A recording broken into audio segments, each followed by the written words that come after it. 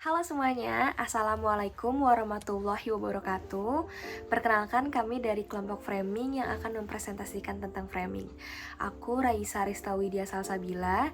Selanjutnya ada teman aku Ruth Naomi Natalia Casey Tobing, Timothy Nathaniel Chandra, dan Valentina Diah Ayu Puspitasari. Berikut adalah presentasi kami. Framing atau bingkai bisa dianalogikan sebagai jendela rumah. Bingkai menentukan pandangan sekaligus membatasi pandangan tentang hal yang bisa kita lihat dan hal yang tidak bisa kita lihat. Kalau dianalogikan ya, seperti jendela yang ada di sebuah hotel. Misalkan kita lagi nginep di sebuah hotel dan jendela dari hotel yang kita tempati itu mengarah ke jalan raya. Otomatis kita hanya bisa melihat jalan raya karena pemandangan yang disediakan oleh jendela tersebut ya hanya jalan raya. Padahal di atas jalan raya tersebut terdapat pemandangan sebuah gunung. Nah, kita tuh nggak bisa ngelihat gunung yang ada di atas jalan raya karena pandangan kita terbatas. Jendela yang ada di hotel hanya menyediakan pemandangan tentang jalan raya tanpa memperlihatkan pemandangan tentang gunung. Jadi kita hanya tahu jalan raya aja tuh, tanpa kita tahu bahwa di atas jalan raya itu sebenarnya terdapat gunung. Kira-kira seperti itu analogi yang bisa dijelaskan tentang framing. Nah, bicara tentang definisi framing yang diberikan oleh Robert Eman, menurutnya framing adalah seleksi realitas yang membuat realitas tertentu lebih menonjol dalam teks komunikasi dengan menekankan definisi dari sebuah masalah, penyebab masalah, membuat keputusan modal, dan merekomendasikan penyelesaian tertentu. Menurut Eman, kunci dari framing adalah seleksi, dan sebagai akibatnya, realitas tertentu yang sudah diseleksi tampil menonjol dalam teks berita, sehingga membuat aspek lebih mudah diingat dalam masyarakat. Masih tentang framing nih, realitas framing itu sangat kompleks karena melalui framing media dapat menyederhanakan realitas tersebut sehingga bisa lebih dimengerti oleh halayak dengan melakukan seleksi dan penonjolan bagian tertentu dari realitas. Nah, seleksi penonjolan itu bisa dikenali dalam teks dengan melihat 4 cara nih. Yang pertama, bagaimana realitas didefinisikan. Yang kedua, siapa sumber masalahnya. Yang ketiga, klaim moral apa yang diberikan. Serta yang keempat, tawaran rekomendasi apa yang diajukan.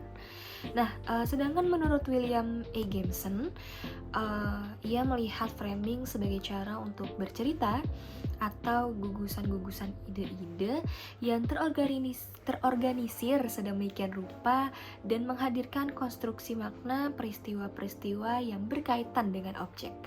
Nah, perangkat framing ditandai dengan pemakaian wacana, diantaranya adalah yang pertama, penggunaan kata metafora.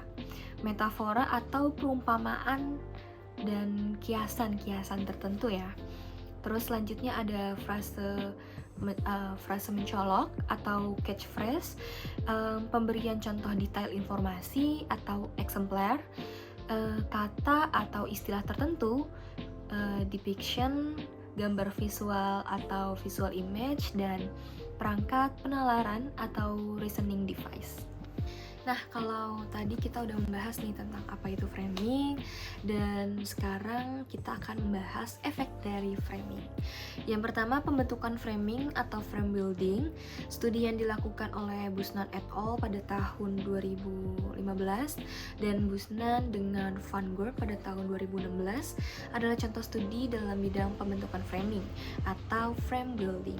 Nah, studi ini mempelajari tentang bagaimana framing tertentu muncul dalam media. Faktor-faktor apa yang menyebabkan media mempunyai pandangan atau framing tertentu atas suatu isu. Nah, perbedaan pembentukan framing bisa disebabkan oleh faktor internal di kedua surat kabar. Misalnya kebijakan redaksi, nilai berita. Nah, tetapi berita juga karena faktor eksternal, misalnya basis dari pembaca Republika mayoritas beragama Islam dan secara tradisi dilahirkan oleh organisasi Islam. Sementara basis pembaca Kompas lebih beragam, tidak hanya pembaca Islam. Perbedaan basis pembaca tradisi dan pengiklan sedikit banyak mempengaruhi bagaimana kedua surat kabar tertentu memberikan isu tentang demonstrasi. Nah, yang kedua adalah efek framing pada berita individu atau framing setting. Dalam kajian ini mempelajari mengenai dampak bingkai pemberitaan media terhadap individu-individu pengetahuan, sikap, dan perilaku.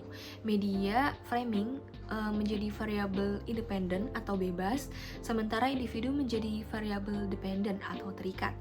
Bidang kajian ini merupakan studi efek media. Dengan kata lain, ketika berbicara tentang framing, sebagian teori efek media pada dasarnya kita mempelajari pula dampak bingkai media terhadap individu. Nah, contoh framing berita adalah ketika mempelajari tentang dampak bingkai Republika terhadap sikap pemilihan mengenai Basuki Cahayapurnama dan perilaku prevensi pada pilkada. Sedangkan yang terakhir adalah efek framing individu pada masyarakat. Studi framing ini mempelajari dampak frame individu terhadap framing dalam organisasi dan masyarakat. Studi dalam gerakan ini sering disebut juga sebagai studi gerakan sosial atau social movement. Studi ini mempelajari bagaimana frame individu atas suatu isu mempengaruhi tindakan kolektif dan gerakan sosial di masyarakat.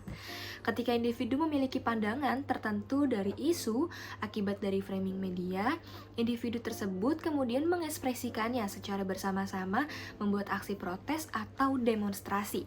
Nah, seperti contoh akibat pemberitaan media nih ya, individu mempunyai frame bahwa Basuki Cahayapurnama melakukan penghinaan terhadap Islam. Nah, bidang studi ini mempelajari dampak lanjutan dari pandangan tersebut. Apakah frame tersebut membuat individu terlibat dalam aksi protes terhadap Basuki atau gerakan sosial agar pandangan dirinya diterima dan menjadi pandangan masyarakat.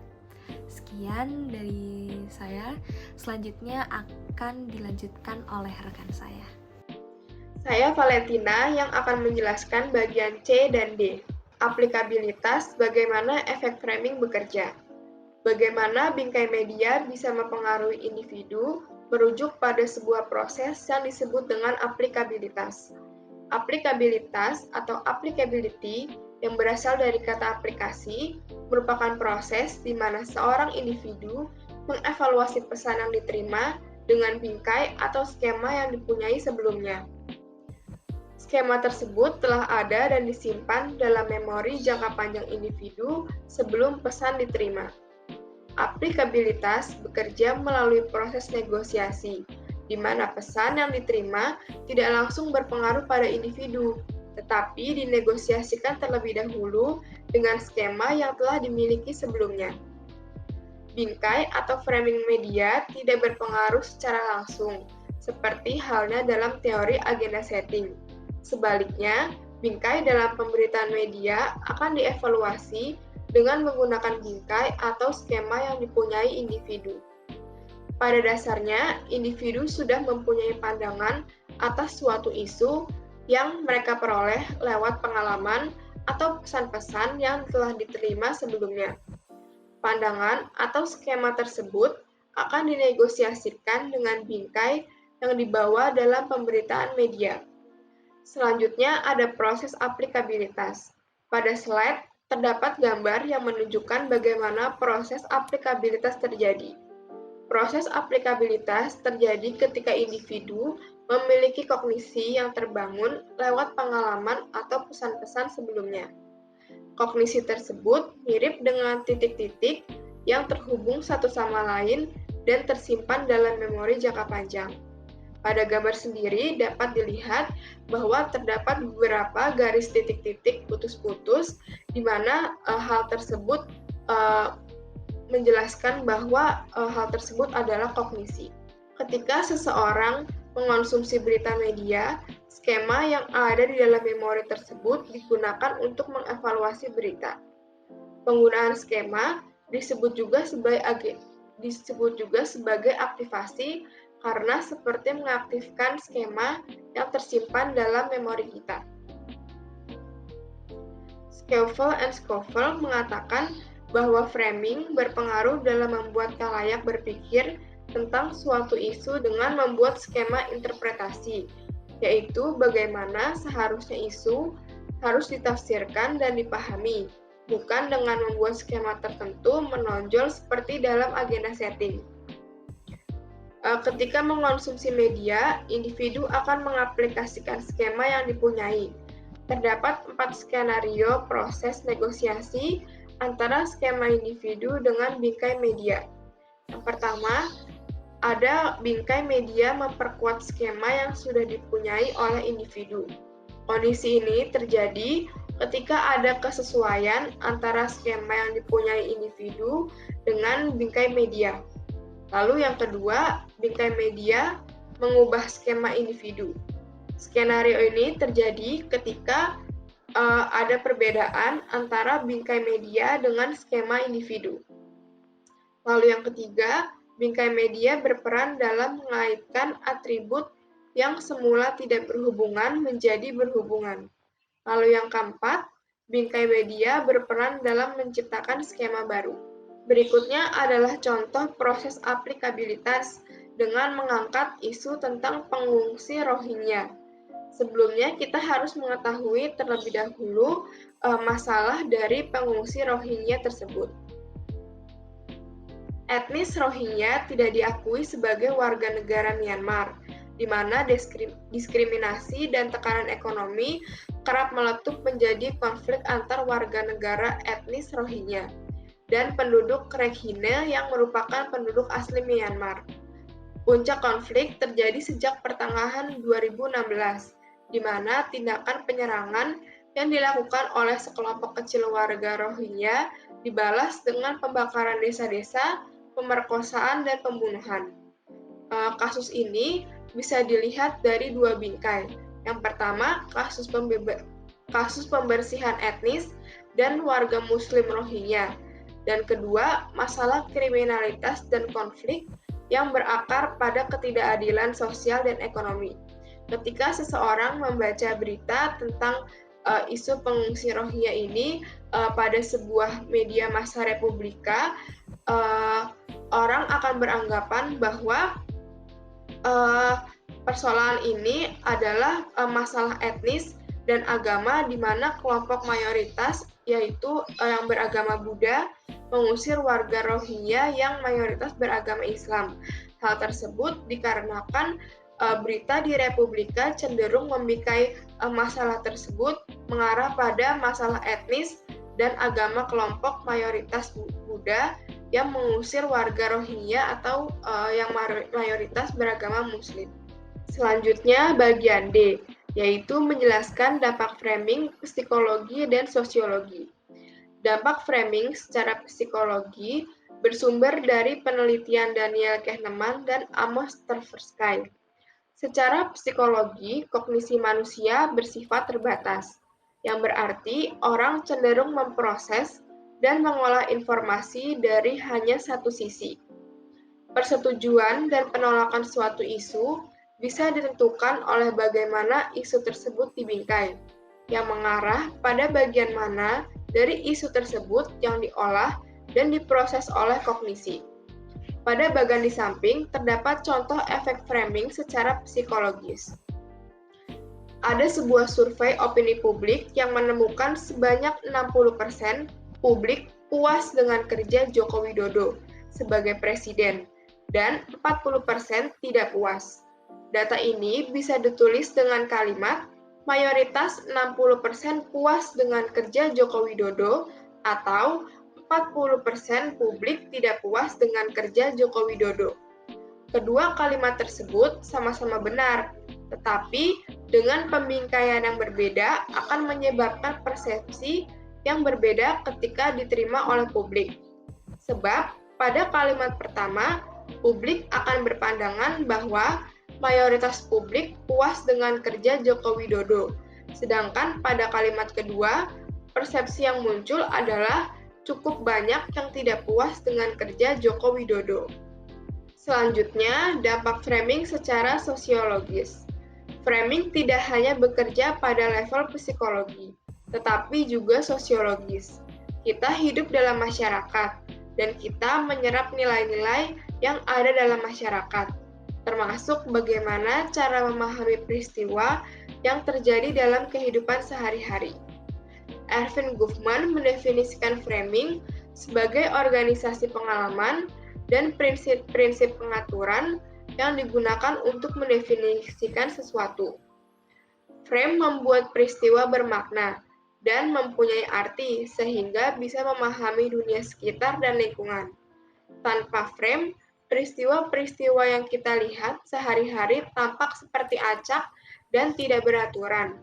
Agar peristiwa bermakna dan mempunyai arti, seseorang harus melihat dengan frame tertentu, sehingga bisa memahami dunia sekitar dan lingkungan. Goffman menyebut framing sebagai sebuah skema yang digunakan untuk menafsirkan peristiwa-peristiwa yang spesifik dalam kehidupan sehari-hari. Pada gambar di samping terdapat proses framing secara sosiologis.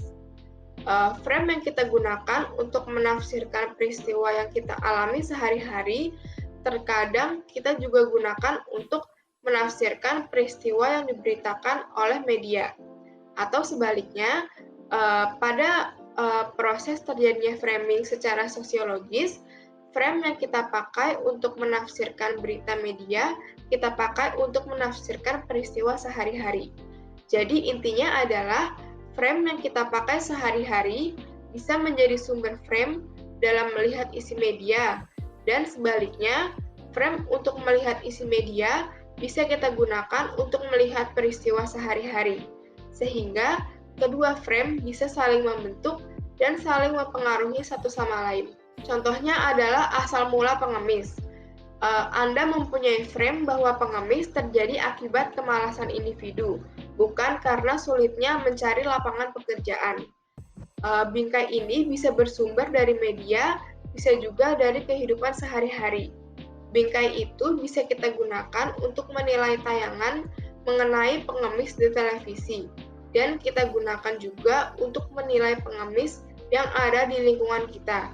Seperti terlihat dalam gambar atau bagan, tidak ada pangkal mula apakah bingkai berasal dari media atau kehidupan sehari-hari. Oke, nama saya Timothy Nathaniel, dan selanjutnya kita akan membahas mengenai efek framing dengan bukti-bukti empiris. Tadi di bagian awal, di bagian B, kita udah sempat membahas efek framing. Tapi di bagian ini kita akan membahas efek framing terhadap masyarakat, tapi dengan adanya bukti-bukti empiris gitu. Nah, bukti empiris ini tuh maksudnya buktinya ini sudah didasarkan pada hasil eksperimen atau hasil penelitian yang sudah dilakukan di lapangan. Oke, selanjutnya, jadi ada banyak ahli yang mencoba untuk meneliti apa sih efek dari framing itu terhadap penerimaan individu atau masyarakat. Hasil dari penelitian-penelitian tersebut menunjukkan bahwa pembingkaian atau framing yang dilakukan oleh media terhadap sebuah isu itu dapat memengaruhi penilaian atau penerimaan masyarakat terhadap isu tersebut. Menurut De Vries, studi tentang efek framing terhadap individu itu dapat dibedakan menjadi dua klasifikasi yang berbeda. Nah, yang pertama itu adalah studi dengan menggunakan isu spesifik atau specific issue news frames. Jadi dalam studi ini, yang dijadikan sebagai objek penelitian atau objek studi itu adalah isu-isu yang sedang dibicarakan di tengah masyarakat, isu-isu yang aktual, yang terkini, dan biasanya kontroversial dan emang sedang jadi pembicaraan di tengah masyarakat. Nah, kalau yang kedua itu adalah studi dengan menggunakan isu umum atau generic news frames. Yang membedakan studi ini dengan studi yang spesifik tadi, jadi objek penelitian dari studi ini itu menggunakan isu-isu yang umum, isu-isu yang general. Misalkan tentang kemiskinan, tentang kesehatan, tentang toleransi, dan lain-lain. Nah, di sini ada tabel yang isinya beberapa peneliti yang mencoba meneliti mengenai efek framing. Yang sebelah kiri itu adalah studi dengan topik-topik generik, sedangkan yang sebelah kanan itu adalah studi dengan topik-topik yang spesifik. Nah, yang pertama ini kita membahas studi dengan menggunakan isu-isu yang generik. Yang pertama itu ada Coleman tahun 2011 mengenai kesehatan. Lalu Druckmann dan Nelson pada tahun 2003 tentang kebebasan berpendapat. Lalu selanjutnya ada Sean Hamlin dan teman-temannya pada tahun 2000 mengenai sinisme politik. Dan selanjutnya ada Iyengar tahun 1999 mengenai kemiskinan. Lalu pada tahun 2005, Kim dan teman-teman melakukan penelitian mengenai toleransi politik. Untuk contoh isu yang spesifik itu ada beberapa. Yang pertama itu adalah Boyle tahun 2006 tentang kelompok radikal. Nah, yang kedua ini ada Brewer tahun 2002 mengenai hak kaum gay. Ketiga itu adalah Brewer di tahun 2003 dengan topik yang masih sama tentang hak kaum gay. Yang selanjutnya ada Han dan Wang tahun 2012 yang membahas mengenai produk-produk dari Cina. Selanjutnya ada Lee dan Park tahun 2011 yang membahas mengenai perdagangan antara Korea dan Amerika. Jadi bisa dilihat di tabel ini bahwa studi dengan menggunakan isu yang generik itu emang topik-topiknya itu lebih makro, lebih luas, lebih umum dibandingkan dengan isu-isu yang spesifik gitu. Kalau isu spesifik itu lebih melihatnya per kasus tertentu, sedangkan kalau yang generik itu melihatnya secara lebih luas, secara lebih umum gitu. Nah, yang pertama saya akan menjelaskan mengenai studi dengan menggunakan isu-isu generik terlebih dahulu. Seperti yang tadi saya sudah jelaskan di awal, kalau studi dengan menggunakan isu-isu generik itu tidak meneliti topik-topik yang aktual atau yang kontroversial atau yang sedang jadi topik pembahasan di tengah masyarakat. Tapi dalam studi ini tuh peneliti akan lebih melihat bagaimana sih pola pembingkaian dari media terhadap penerimaan dari individu gitu. Jadi bagaimana pembingkaian media ini terhadap satu topik yang umum terhadap penerimaan si individunya terhadap pemberitaan tersebut. Selanjutnya ini adalah beberapa studi yang sempat dilakukan dengan menggunakan isu-isu yang umum. Studi yang pertama ini adalah studi yang cukup populer dari Iyengar tahun 1990. Beliau ini membahas mengenai kemiskinan. Nah, dalam studinya ini yang mengenai kemiskinan, Iyengar itu membedakan pembingkaian dari media itu menjadi dua. Yang pertama itu adalah pembingkaian dengan menggunakan tematik. Nah, yang kedua itu adalah pembingkaian secara episodik. Jadi menurut Iyengar, dalam memberitakan satu isu, media itu bisa menggunakan bingkai yang tematik atau bingkai yang episodik. Dan keduanya ini akan menghasilkan penerimaan di tengah masyarakat yang berbeda. Nah, kalau pembingkaian yang tematik itu, dia tuh lebih menitik beratkan atau memfokuskan pada tema yang lebih makro, yang lebih luas. Sedangkan, kalau yang episodik itu, atau bingkai episodik itu, lebih menitik beratkan pada aspek kehidupan manusia. Jadi kalau dalam konteks penelitian Iyengar ini, yang mengenai kemiskinan, pembingkaian tematik yang dilakukan terhadap kemiskinan itu, contohnya, misalkan, jadi kemiskinan itu dilihat dari liputan mengenai hal-hal yang lebih makro, contohnya tentang tingkat pengangguran, atau banyaknya lapangan pekerjaan, level inflasi, atau juga bisa tentang upaya-upaya untuk menanggulangi kemiskinan. Jadi kayak dilihat secara lebih umum, secara lebih luas gitu. Sedangkan kalau pembingkaian episodik itu lebih melihat dari sisi aspek kehidupan manusianya. Jadi misalkan kemiskinan itu tuh ditunjukkan melalui kisah-kisah ibu rumah tangga yang terpaksa bekerja untuk menambah penghasilan, atau anak yang putus sekolah karena tidak mampu bayar uang sekolah, dan lain-lain. Jadi yang ditunjukkan dalam pembingkaian itu adalah dari lebih ke sisi kemanusiaannya, dari sisi aspek kehidupan masing-masing manusianya gitu, terhadap kemiskinan ini. Jadi berdasarkan penelitian atau studi yang dilakukan oleh Iyengar ini dengan dua pembingkaiannya, tematik dan episodik, membuktikan bahwa media itu dengan pembingkaiannya masing-masing mampu memengaruhi penilaian atau penerimaan masyarakat tentang siapa sih orang yang harusnya bertanggung jawab mengenai kemiskinan ini gitu. Kalau orang-orang yang mengkonsumsi pemerintahan dengan menggunakan bingkai yang tematik, yang lebih makro tadi, dia itu akan cenderung melihat kalau kemiskinan ini itu adalah tanggung jawab dari pemerintah, dari negara gitu.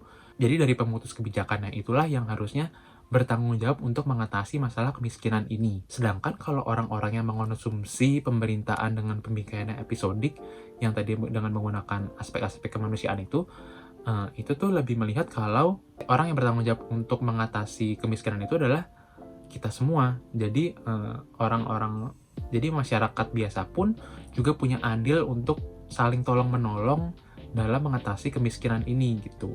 Nah, studi selanjutnya mirip dengan studi ini tuh adalah studi dari Coleman yang membahas mengenai kesehatan. Isu kesehatan itu tuh kalau secara pembingkaian yang tematik dilihat sebagai tanggung jawabnya dari pemerintah. Sedangkan kalau orang yang mengonsumsi pembingkaian episodik ini melihat kalau kasus kesehatan ini ya tanggung jawab masing-masing individu dan juga orang di sekitar yang mungkin bisa saling tolong-menolong untuk mengatasi masalah kesehatan. Studi berikutnya ada studi yang dilakukan oleh Valentino dan teman-temannya pada tahun 2001 mengenai politik. Penelitian dari Valentino dan teman-teman ini membedakan pembingkaian media menjadi dua, yaitu pembingkaian strategis dan juga pembingkaian isu. Nah, karena konteksnya ini adalah kampanye politik, jadi yang dibedakan itu adalah tentang isu dan juga strategis. Kalau pembingkaian isu tuh dia menggambarkan kampanye politik secara lebih ke arah program-program yang ditawarkan, apa aja sih akan dilakukan oleh si politisi ini gitu.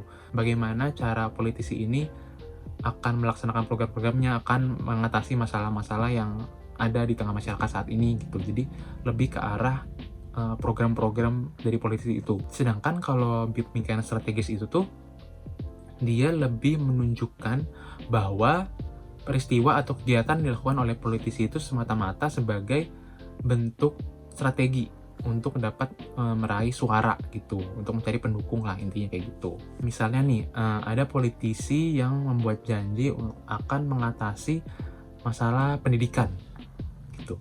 Nah, kalau dari pembingkaian yang isu ini, yang akan diangkat itu adalah lebih ke program-program yang apa sih yang akan dilakukan oleh politisi ini gitu. Misalkan membangun sekolah atau memberi bantuan pendidikan dan lain-lainnya. Sedangkan kalau dari pembingkaian strategis, janji dari politisi tadi untuk mengatasi masalah pendidikan itu lebih ditunjukkan sebagai sebuah strategi untuk bisa memenangkan hati dari masyarakat gitu.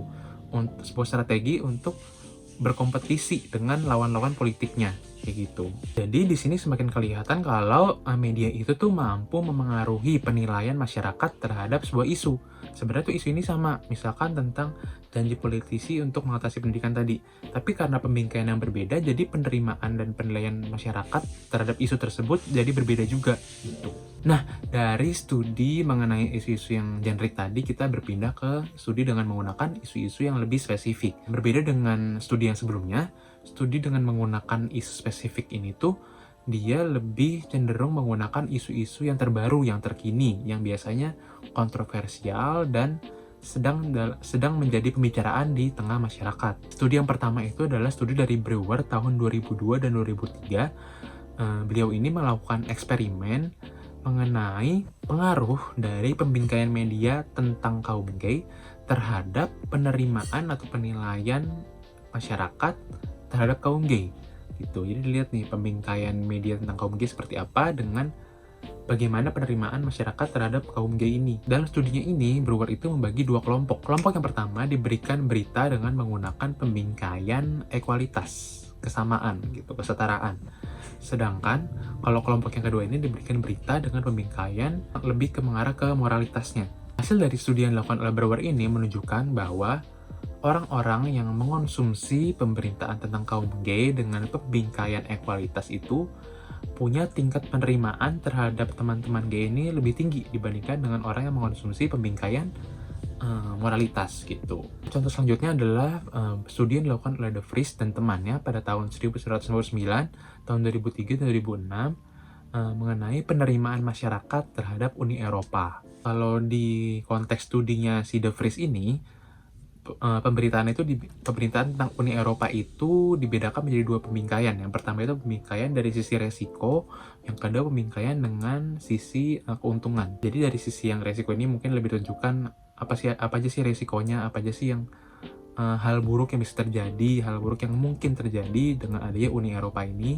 Sedangkan kalau pembingkaian dari sisi keuntungan yang dilihat dari benefit-benefitnya, apa aja keuntungan dari adanya Uni Eropa ini gitu. Berdasarkan penelitian dari De Vries ini menunjukkan bahwa orang-orang yang mengonsumsi pemberitaan dengan pembingkaian yang keuntungan itu bisa lebih menerima dan setuju dengan adanya Uni Eropa ini dibandingkan dengan pembingkaian yang resiko. ada studi yang mirip-mirip nih dilakukan oleh Han dan Wang tahun 2012 tentang penerimaan produk Cina. Jadi pembingkaian yang dilakukan itu sama, yaitu pembingkaian resiko dan pembingkaian keuntungan. Hasil dari penelitian yang dilakukan oleh Han dan Wang ini menunjukkan bahwa orang-orang yang mengonsumsi pemberitaan dengan pembingkaian keuntungan itu bisa lebih menerima, bisa lebih menyukai dan menerima produk-produk dari Cina dibandingkan dengan orang yang melihat dari sisi resikonya gitu. Nah, jadi dari contoh-contoh studi tadi, baik yang dengan isu yang generik maupun isu yang spesifik, bisa terlihat bahwa media itu dengan pembingkaian yang dilakukannya itu bisa mempengaruhi penerimaan masyarakat terhadap sebuah isu. Dengan isu yang sama, tapi pembingkaian yang berbeda itu bisa menghasilkan penerimaan dan penilaian yang berbeda juga di tengah masyarakat terhadap isu tersebut gitu. Jadi berawal dari pembingkaian media terhadap sebuah isu, kemudian karena pembingkaian itu mempengaruhi penerimaan dari masyarakat, kemudian penerimaan masyarakat dan penilaian masyarakat terhadap isu ini tuh akhirnya akan mempengaruhi sikap atau perilaku masyarakat terhadap isu tersebut. Jadi nantinya akan saling mempengaruhi gitu. Kelihatan banget kalau media itu atau framing yang dilakukan oleh media itu punya efek yang besar terhadap penerimaan masyarakat. Baik, terima kasih. Untuk selanjutnya saya akan menjelaskan mengenai poin variabel moderator. Dalam mempengaruhi masyarakat, framing memiliki variabel-variabel yang menentukan besar kecilnya dampak bagi seseorang. Dan variabel ini secara umum dibagi menjadi dua kategori, yaitu karakteristik individu dan bentuk framing. Pada slide ini saya akan menjelaskan mengenai kategori pertama, yaitu karakteristik individu. Variabel ini memiliki arti bahwa kuat atau lemahnya dampak framing dapat ditentukan oleh karakteristik yang dimiliki seorang individu. Hal ini dibuktikan oleh sejumlah penelitian yang memperlihatkan beberapa karakteristik tersebut. Yang pertama, dampak framing dapat dipengaruhi oleh pengetahuan politik individu. Artinya, orang-orang yang memiliki pengetahuan politik yang tinggi akan lebih tahu cara menilai suatu berita. Dan sebaliknya, orang yang kurang paham dengan politik akan mudah terkena dampak sebuah framing berita. Terbukti dengan studi eksperimen Shark dan De Vries yang meneliti dampak mengenai berita Uni Eropa, dan ditemukan bahwa orang-orang yang mempunyai pengetahuan politik tinggi lebih bisa menerima kehadiran Uni Eropa tanpa terpengaruh oleh bingkai berita mengenai resiko menjadi anggota Uni Eropa. Karakteristik kedua adalah need for recognition. Seperti sebelumnya, karakteristik ini berkaitan dengan ketertarikan dan keterlibatan seseorang terhadap suatu isu. Contohnya ketika individu mempunyai energi yang tinggi terhadap isu-isu seputar K-pop, kemungkinan besar dia akan mempunyai pengetahuan tinggi mengenai kasus Burning Sun. Hal ini dibuktikan dengan studi eksperimen yang dilakukan oleh Lee dan koleganya pada tahun 2009. Selanjutnya adalah partisanship yang mempunyai arti keberpihakan. Karakteristik ini menunjukkan bahwa dampak framing dipengaruhi oleh sejauh mana kedekatan seseorang terhadap kandidat atau partai. Jadi orang yang memiliki tingkat partisanship yang rendah akan lebih terpengaruh dengan framing media.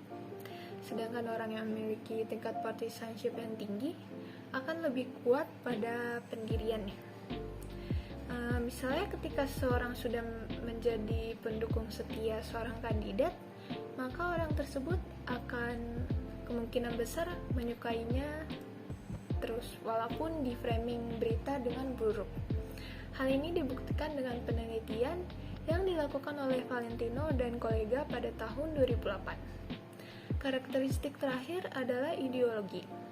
Dalam penelitian di Amerika dan Eropa, ideologi ini dibedakan ke dalam konservatisme yang fokus kepada nilai tradisional dan liberalisme yang menjunjung tinggi kebebasan. Hal ini dapat dipahami melalui penelitian Shen yang membuat studi eksperimen mengenai bingkai berita terhadap isu kontroversial, dan kelompok eksperimen dibagi menjadi bingkai etika dan keuntungan. Jadi kelompok pertama diberikan berita yang membingkai etika, dan kelompok kedua diberikan berita yang membingkai keuntungan. Hasilnya ditemukan bahwa peserta yang mempunyai ideologi konservatif lebih terpengaruh dengan bingkai etika dibandingkan dengan bingkai keuntungan. Selain karakteristik individu, bentuk framing juga menentukan dampak yang akan diterima oleh individu. Bentuk framing terdiri dari dua jenis, yaitu repetitif dan kompetitif. Pada bentuk repetitif, individu hanya menerima satu jenis framing media secara berulang. Hal ini terjadi karena individu hanya melihat berita pada satu media saja yang mempunyai bingkai tersendiri, atau semua media mempunyai bingkai yang sama pada suatu isu. Karena hal tersebut, framing akan lebih berdampak dalam bentuk pandangan seseorang karena balik lagi, individu hanya menerima satu jenis framing berulang kali. Namun dampak ini dapat melemah ketika individu membaca berita dari sumber lain yang memiliki bingkai yang berbeda dengan sebelumnya. Hal ini yang disebut dengan bentuk kompetitif. Pada bentuk kompetitif, seseorang menerima berita dengan berbagai framing. Hal ini yang menyebabkan seseorang menjadi semakin tidak terpengaruh dengan satu framing tertentu karena memiliki pengetahuan yang beragam mengenai suatu isu. Poin selanjutnya adalah mengenai cara untuk mengukur efek framing. Cara yang dapat dilakukan untuk mengukur efek framing adalah dengan menggunakan penelitian dengan metode eksperimen. Metode ini dipakai untuk menyelidiki hubungan sebab akibat dengan cara manipulasi dan mengontrol variabel lain di luar variabel bebas yang diteliti. Alasan kenapa eksperimen ini merupakan metode terbaik untuk meneliti framing adalah karena kita dapat mengkreasikan framing yang dilakukan media sesuai dengan tujuan penelitian. Misalnya seperti manipulasi. Untuk mempermudah pemahaman mengenai metode eksperimen framing, saya akan memasukkan contoh kasus Bank Senturi. Jadi kasus ini bermula dari kegagalan bank melakukan clearing pada 13 November 2008. Bank Indonesia sempat membantu senilai 632 miliar, namun kondisi malah memburuk sehingga masalah ini dibawa ke rapat Komite Stabilitas Sistem Keuangan yang diketuai oleh Sri Mulyani. Rapat menyetujui suntikan dana sebesar 632 miliar yang kemudian naik hingga 6,7 triliun. Media memberitakan kasus ini dengan menggunakan dua bingkai. Pertama, bingkai penyelamatan perbankan nasional, dan kedua, bingkai korupsi.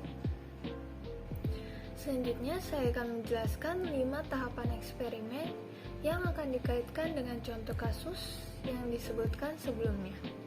Langkah pertama yang harus dilakukan adalah menentukan tipe penelitian eksperimen yang akan digunakan. Apakah isu yang digunakan adalah isu generik atau isu spesifik? Untuk kasus Bank Senturi ini termasuk ke tipe framing isu spesifik. Sedangkan jika kita mengukur efek framing tanpa mengkaitkan dengan kasus spesifik, maka termasuk ke tipe framing isu generik. Kedua adalah menentukan desain eksperimen. Desain paling sederhana yang dapat digunakan adalah membuat kelompok sesuai jumlah bingkai yang ingin diteliti. Misalnya dalam contoh kasus Bank Senturi, peserta dibagi ke dalam 2 kelompok dengan bingkai yang berbeda, yaitu bingkai penyelamatan dan bingkai korupsi.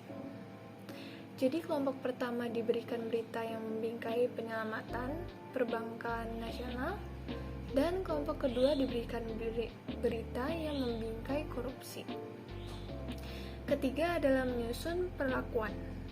Hal ini dilakukan dengan melakukan manipulasi berita.